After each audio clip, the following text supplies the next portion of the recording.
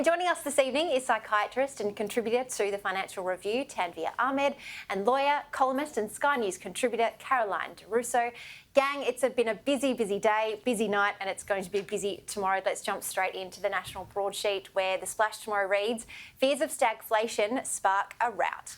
Fears the world is barrelling towards the 1970s-style stagflation triggered the worst day on the ASX in more than 2 years as frantic selling wiped nearly $100 billion from the share market.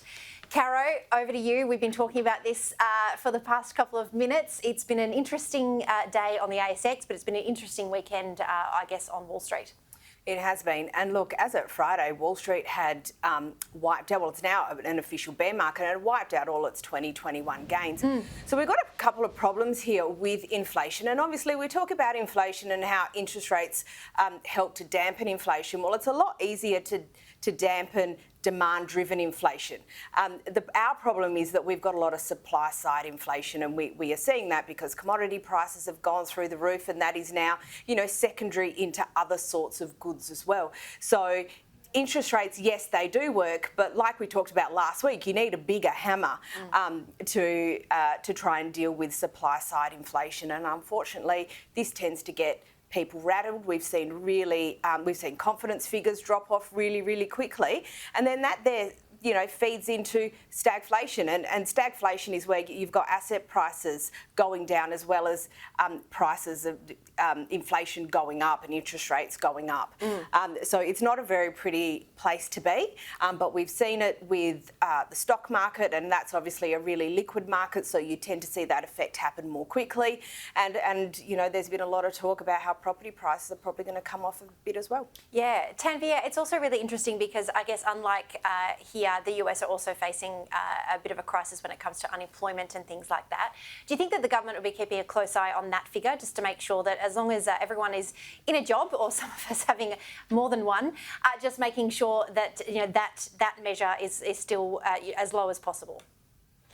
Well, absolutely. I think technically it's a good figure, but I mean, this story also comes off the back of Philip Lowe's interview on 7:30 tonight, where he was panned for being a bit wooden. He was saying, oh, the figures look great, but it doesn't really speak to the lived experience of a lot of people who are really going to be struggling with high inflation, food prices, etc. So on one level, technically, that level being low is great, but it doesn't quite take into account how much people, particularly those on low wages or what's often called the precariat, how much they're struggling. It doesn't really give an insight into that. Absolutely.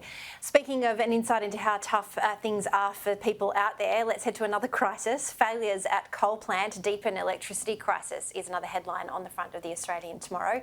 One of the country's major coal plants has lost half its capacity, adding to the mounting woes in a national electricity market teetering on the edge of widespread blackouts.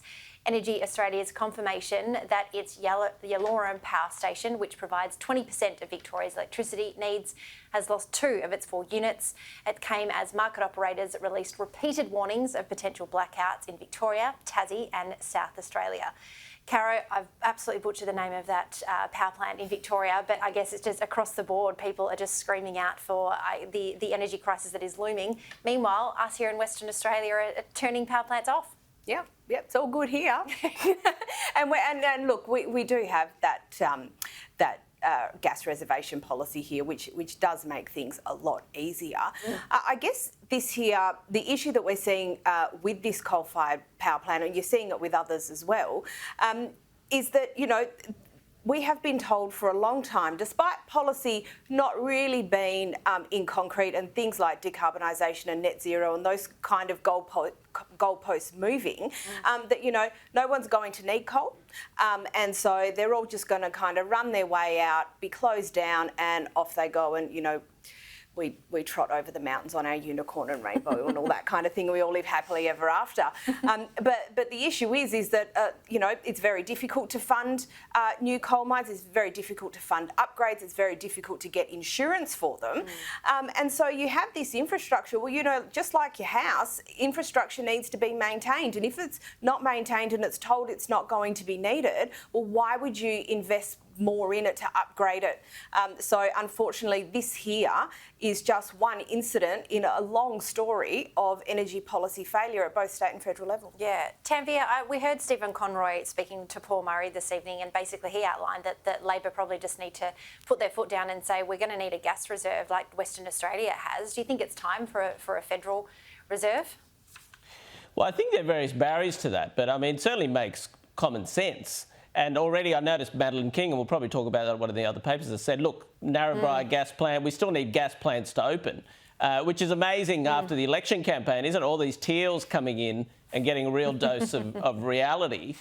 So, look, the short answer is absolutely yes, but I don't think it's easier said than done. There are whole sets of barriers to that.